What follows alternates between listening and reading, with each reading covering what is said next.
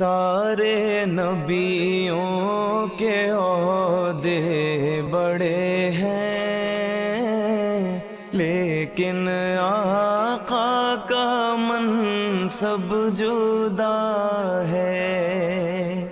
وہ امام صف انبیاء ہیں، ان کا رتبہ بڑوں سے بڑا ہے۔